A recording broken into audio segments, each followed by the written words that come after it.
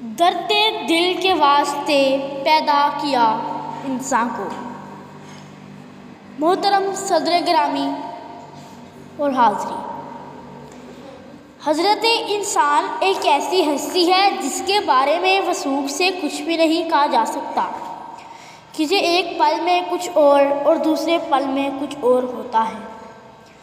پل میں تولا، پل میں ماشا والی حضرت انسان پر پوری اترتی ہے، اور اس کی بنیاد حضرت انسان کا دل ہے، جو اپنے ہی ہم جنسوں کا بھی درد محسوس کر سکتا ہے اور درد سے عاری بھی ہو سکتا ہے۔ درد دل سے میری مراد باہمی ہمدردی، اخوت، مروت اور بھائی چارہ ہے۔ یعنی انسان کی تخلیق کا مقصد یہی ہے کہ ایک انسان کے دل میں دوسرے انسان کے لیے محبت ہو۔ جناب والا، میں یہ سمجھتا ہوں کہ اگر ایک انسان کے دل میں دوسرے کے لیے محبت نہیں ہے تو انسان کا یہ معاشرہ حیوانوں کا ایک ایسا مجموعہ ہے جس پر افسوس ہی کیا جا سکتا ہے۔ یہ دنیا کس قدر پرسکون اور قابل قدر ہو اگر اس میں رہنے والے ایک دوسرے کے دکھ درد کو اپنا سکیں، مگر صورتحال ڈگر گونگی ہے۔ اس دنیا میں بھائی بھائی کا دشمن ہے۔ ایک قوم دوسری قوم سے سخت ترین نفرت کرتی ہے اور ایک ملک دوسرے ملک کو ترقی کرتا دیکھ ہی نہیں سکتا۔ اخبارات اٹھا کر دیکھ لیں تو ہر طرف نفرت پر مبنی خبریں ہی دکھائی دیں گی۔ بھائی بھائی کا گلا کاٹتا نظر آئے گا، سرے بازار عزت نیلام ہوتی دکھائی دے گی۔ جنگ و جدل کا بازار گرم ہے اور خون پانی سے بھی سستا نظر آتا ہے۔ یہی وجہ ہے کہ اس دنیا میں آسودگی اور سکون ختم ہو گیا ہے۔ نتیجہ معلوم کہ زندگی کا لطف باقی نہیں رہا۔ حضور، دہر میں آسودگی نہیں ملتی، تلاش جس کی ہے وہ زندگی نہیں ملتی۔ جناب والا، انسانی زندگی کی یہ بے چینی، دنیا کا اضطراب اور نسل نو کی یہ پریشانی اس وجہ سے ہے کہ ہمارے سامنے صحیح مقصد حیات نہیں ہے۔ ہم نے اخلاق کا ہر اصول تاکہ نسیاں پر رکھ دیا ہے۔ مذہب سے ہمارا تعلق ہی نہیں رہا۔ ہم مسلمان صرف اس لیے ہیں کہ مسلمانوں کے گھر میں پیدا ہو گئے، ورنہ اس عظیم مذہب کو سوچ سمجھ کر ہم نے کب قبول کیا اور کب اس کے اصولوں کو اپنی زندگی میں جگہ دی۔ ہمارے اقوال مسلمانوں کیسے ہیں، لیکن ہمارے آل ایسے ہیں کہ یہود کو بھی شرما رہے ہیں۔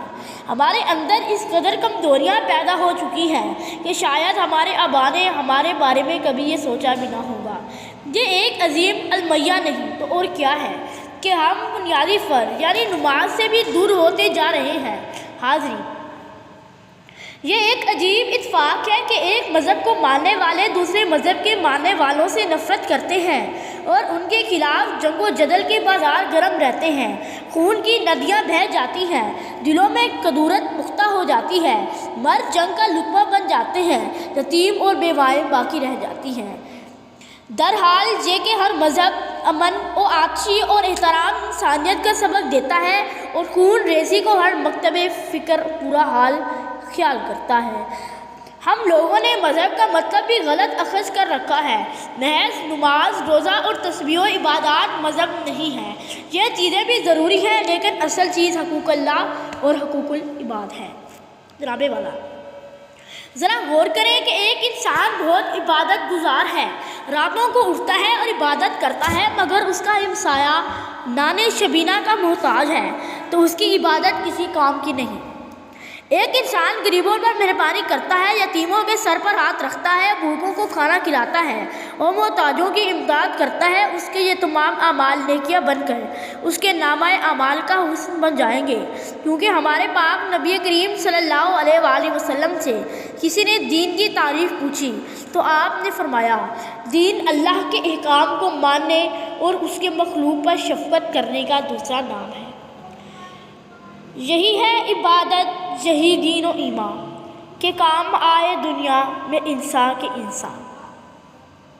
جناب والا، ہماری تاریخ اپنے اندر ایسی بے شمار مثالیں لیے ہوئے ہیں کہ ایک مسلمان نے دوسرے مسلمان کے لیے اپنی جان تک کی قربانی دے دی ہے۔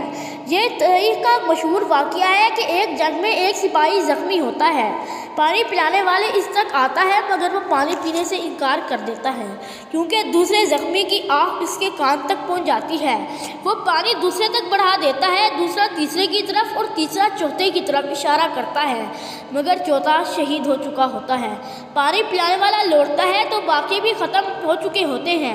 یہی اسلامی اخلاق کا ایک قابل قدر، قابل فخر اور قابل تقلید نمونہ ہے۔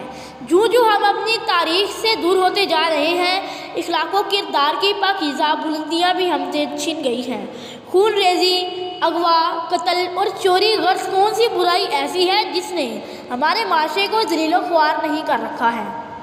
اور ہر سوچنے والا اس امر پر پڑتا ہے کہ انسان کو کیا ہو گیا ہے، اس کا دل مہر و وفا سے کیوں خالی ہو گیا ہے، اور آج کا انسان کیڑے مکوڑوں سے بھی گیا گزرا کیوں بن گیا ہے۔ دوستو، یہ غور طلب بات ہے اور میں سمجھتا ہوں کہ ہمیں اب سنجیدگی سے اس پر غور کرنا چاہیے۔ یہی میرا پیغام ہے، جہاں تک پہنچے۔ شکریہ۔